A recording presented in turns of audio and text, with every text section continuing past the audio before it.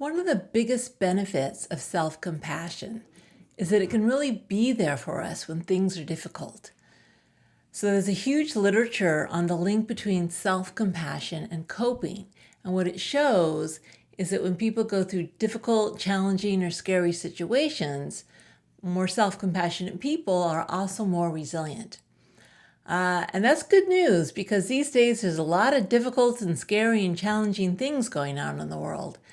So if you give yourself compassion for how you're feeling, for your feelings of uncertainty, confusion, fear, self-compassion can help you get through.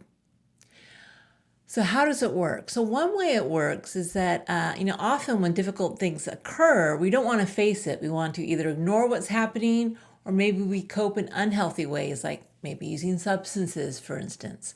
Self-compassion allows us to be with our difficult feelings and bringing mindfulness to it, remembering we aren't alone, a sense of common humanity. It's not just me who's experiencing this.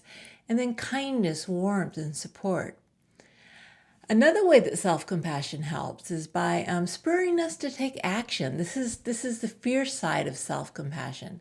In other words, we don't just accept our feelings about a difficult situation. We also want to try to change things if we can.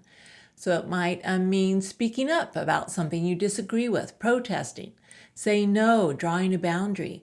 In other words, drawing up that energy of that kind of fierce inner warrior to say, hey, it's not okay what's going on.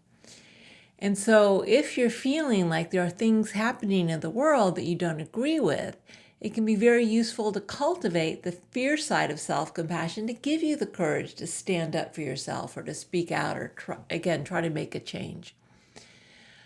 So I've recorded a practice called Fierce Friend, which is designed to help you get in touch with this fierce aspect of your nature. It's actually guided visualization, and it allows you to call up an image of, well, what does a fierce friend look like to you?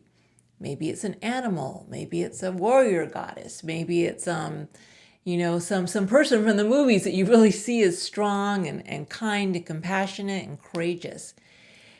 And so when we come up with an image of our own fierce friend, what we can do is when things are really difficult or scary or we need a little courage, we can actually call up this image of our fierce friend. We can ask it, what should I do? What do you think? Can you help me in this moment?